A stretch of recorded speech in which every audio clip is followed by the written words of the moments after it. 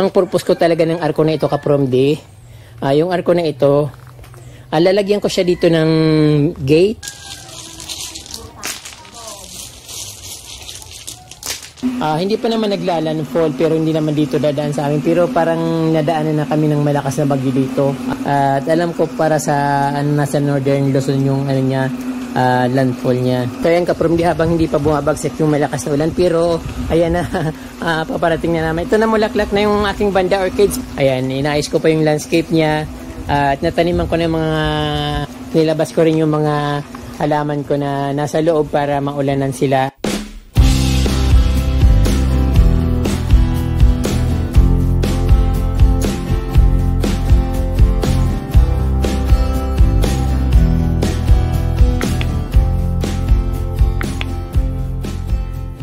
Hello mga ka-promdi, magandang umaga sa inyong lahat. At ito, napakalilim dito sa harap ng aking bahay.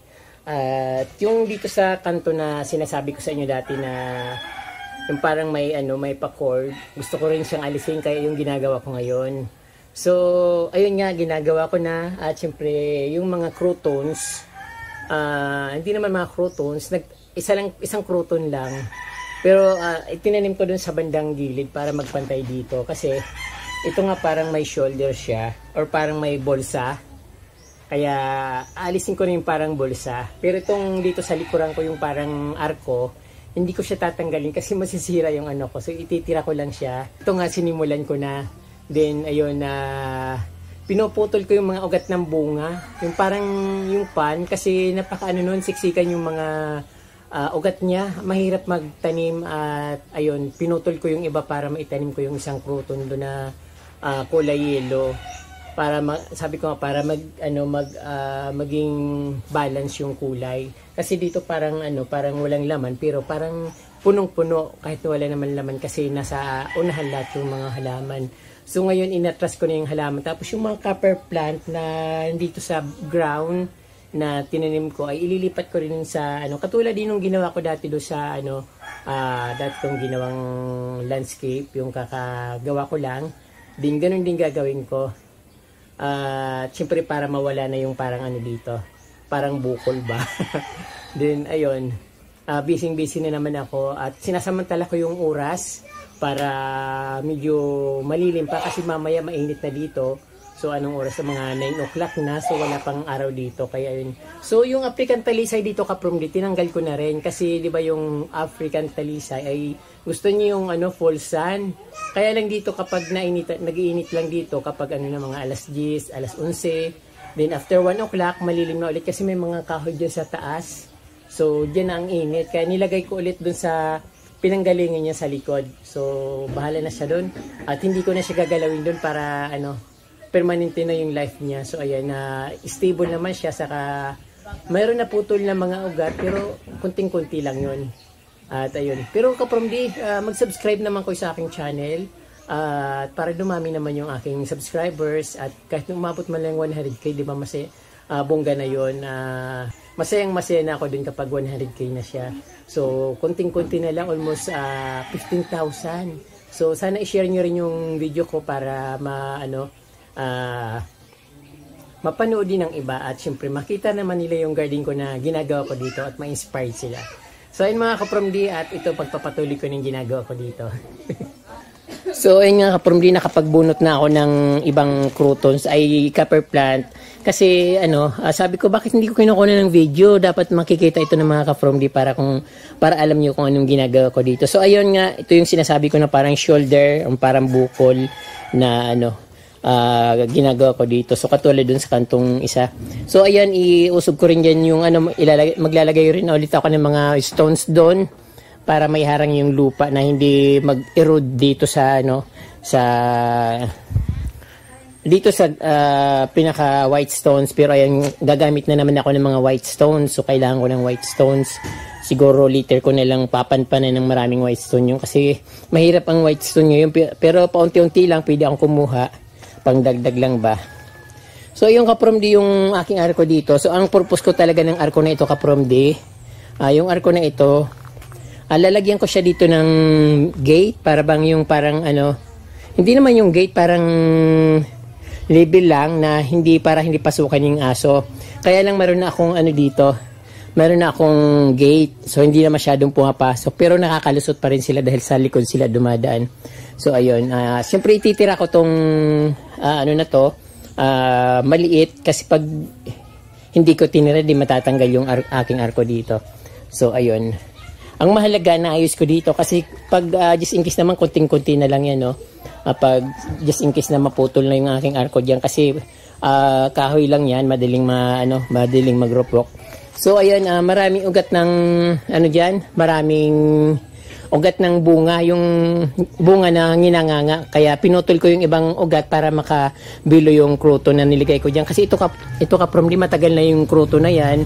Nandun lang sa paso na maliit kaya hindi siya lumalaki. So sabi ko, bigyan ko ng chance na umangat naman yung buhay niya.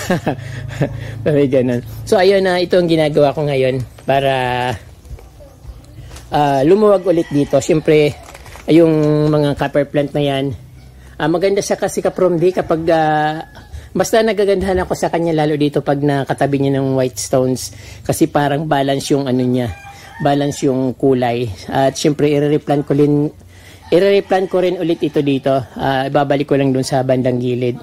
Kaya yun ang ginagawa ko dito. Kaya yun, sinisave ko lang siya. Then after nito papahinga muna ako, din rest and fire na naman ulit para matapos ko itong aking garden dito na maliit. So kunting-kunti na lang yan. So yung ano ko, nilagyan ko na ng water kasi tinatanggal ko yung mga lupa na nakadikit sa mga ugat para hindi magputik. So diretso naman may water na yan.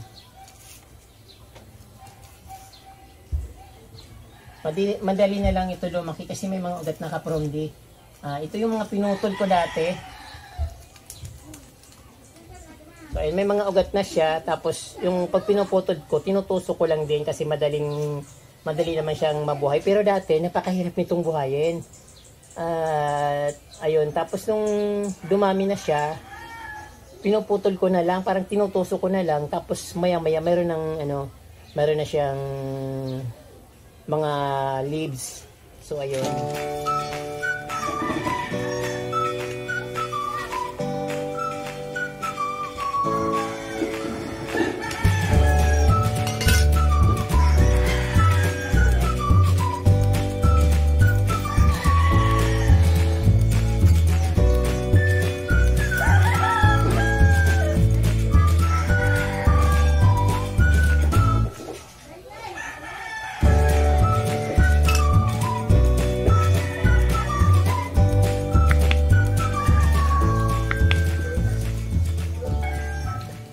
Tinatanggal ko yung mga bunga ka-promdi, yung ginagamit sa pagnganga kasi tumutubo ito. Napakahirap nitong bunutin kapag once na tumubo na siya, kaya yung tinatanggal ko. So andun sa taas, okay lang pag nasa ibabaw siya, wag lang matabunan kasi pag nga once na tumubo na, mahirap siyang tanggalin, mahirap bunutin, kaya yun. Iniisa-isa kong tanggalin yung mga bunga.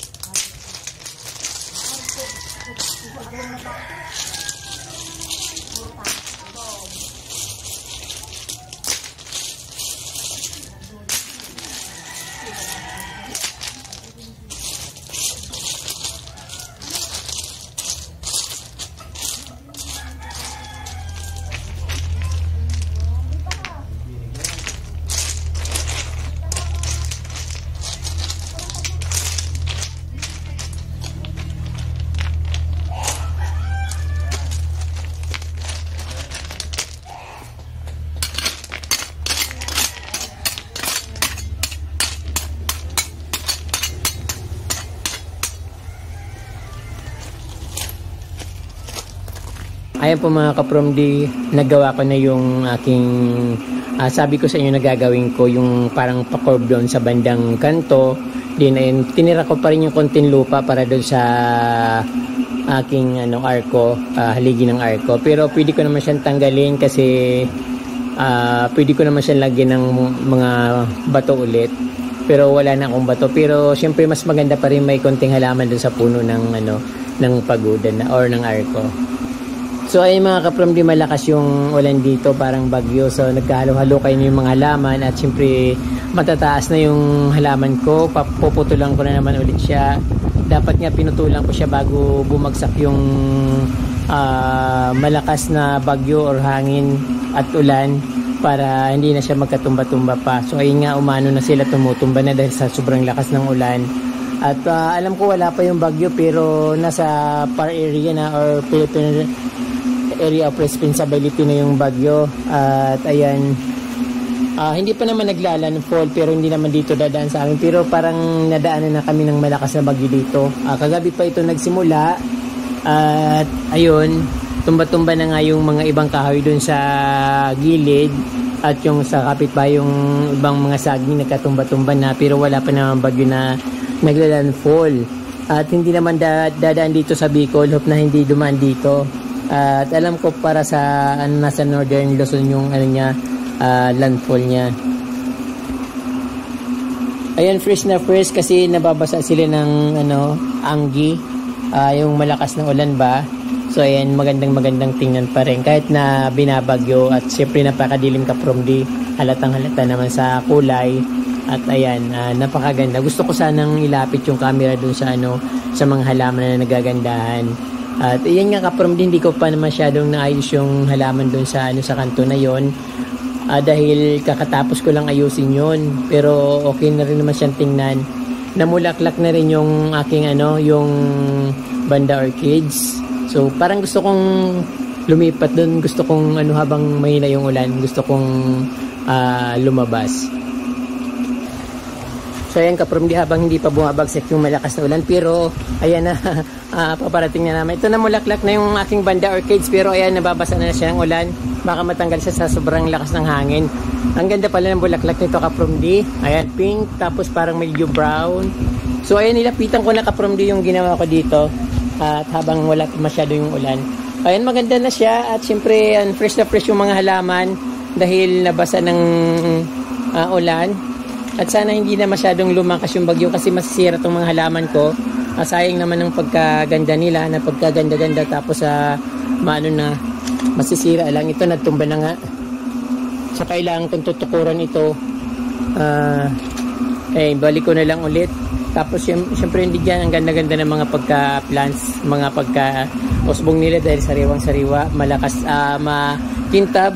natataranta ako kasi nagmamadali ako dahil bigla na lang bumabagsak yung malakas na ulan. So ayan, ang ganda-ganda ng aking mga cordylines. Yung kulay niya very attractive. Napaka vivid niya, tapos glossy. So ayan. Siyempre yung aking mga dito, mga bromeliads, ang gaganda niya, ang gaganda nila, pati yung mayana ko. Ayan, ang ganda, may pink, pula, at ayan. Ayan na naman yung ulang kapromdi, ang lakas ng ulan. So ayan, naayos ko na dito, pero hindi pa masyadong solid yung pagkaayos ko. Sabi ko kasi magtatanim pa ako ng halaman niya, kaya lang medyo busy ako dun sa loob ng bahay, DIY dun sa paglagay ng skim coat. So ayan, maganda pa rin naman yung kahit umuulan. At syempre paganda pa ito ng paganda kapromdi dahil bagong ayos. Syempre pag medyo lumalaki yung mga halaman, gumaganda silang tingnan. At ayun, very cozy ng dating niya. Sa mga susunod na araw, ito naman tanggalin ko yung yung lupa dito sa puno ng arko. Tapos para maluwag tingnan. Pati yung dito rin, ganun din gagawin ko dito. Pero may mga nakatanim kasi mga halaman. At ayun. So, yung ibang halaman niligay ko dito, pero hindi ko na niligpit yung mga halaman ko kahit na alam ko may bagyo, kasi alam ko hindi naman tatama yung ulan dito sa hindi tatama yung bagyo dito sa Bicol. But kasama pa rin dahil sa sobrang laki ng sobrang laki ng bagyo na tinatahak niya yung bang area of responsibility. Napakalawak niya. Yan. Madilim at very ulan, malakas ang ulan. Sana hindi na masyadong lumakas pa para hindi masira yung mga halaman ko. Yung iba nagkatumba-tumba na nga. Pero magandang tingnan kasi very refreshing.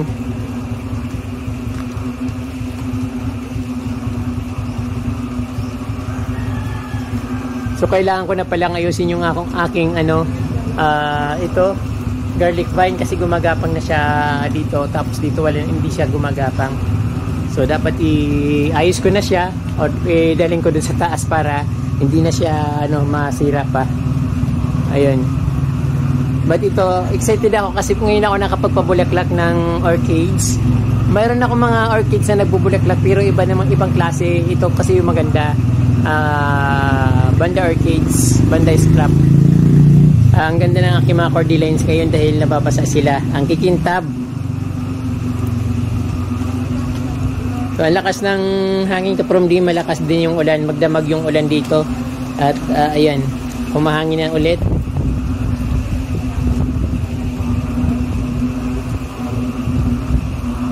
Yan, bago magbagyo, yan ang bago maglandfall yung bagyo, yan ang halaman ko dito.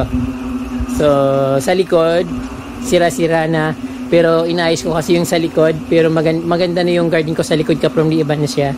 So, tingnan natin. Pero hindi pa siya na full na ayos kasi binabago ko yung mga halaman.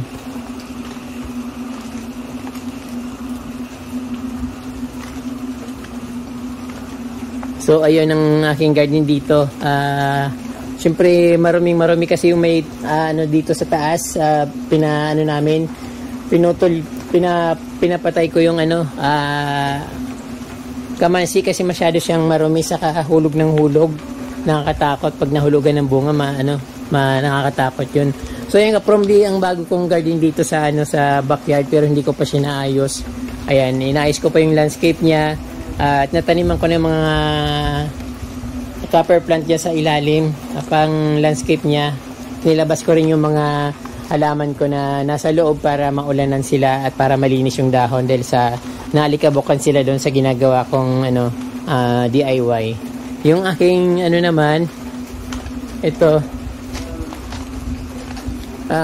foxtail, parang dapat putulin ko na ito para ganun din naman, mapuputol din naman siya ng hangin. So katulad niya, naputol na nga kapromdi. So dapat putulin ko na kasi pag hindi ko pinutol, matutumba rin yan. So nilipat ko dito yung aking mga ang tawag dito, African talisay. So hindi ko pa nga naayos yung kapromdi dahil hinalukay ko siya. At ayan, sabi ko nga inaayos ko yung landscape dito kaya hindi ko muna pinapakita. Pero ito ngayon kapromdi kasi ayun, umuulan naman. At ayun, siguradong masisira itong mga halaman ko dito kaya pinakita ko. So dito naman to sa may aking pintuan, usual maganda pa rin. At pinapalitan ko ng mga light na halaman dito, yung mga mapuputi na dahon para magandang tingnan at hindi madilim. So dito naman yung aking mga begonias. Tapos yung aking Anastasia, kinain to ng manok yung mga dahon niya. Pinagtutukan ng manok kaya ayan na kukunting-kunti, kalbo-kalbo kaya tinaas ko dyan yung yung halaman na yan para hindi na ulit atukain. So ayan, umuulan na kapromdi. Malakas yung ulan dito kapromdi at malakas din yung hangin. So papasok na muna ako. Mamaya kapag ayan, parang ang binagyuhan na dito. Mamaya kapag umunti yung ulan, puputulin ko yung mga foxtail kasi mataas na siya at ayun, natutumba na nga. Ang dumi-dumi na dito dahil sa lakas ng hangin, yung mga dahon. Pero sa harap ng bahay, hindi naman doon marami, hindi masyadong madahon kasi wala naman mga puno doon, maliliit ng puno doon. Dito kasi may mangga, tapos yung may nara, mayroon akong dito yung kamansi, pero ayun nga, napuputol lang konti-unti yung kamansi kasi yan, sabi ko para mawala na dahil sobrang siya dito, sobrang tawag doon, sobrang peste siya dito sa likod. Yung bunga niya nahulog, hindi naman namin nakukuha kasi napakataas. So ayun kapromdi ang aking halaman dito. Hinalukay niya ng bagyo pero ayusin ko yun after bagyo. Ayan.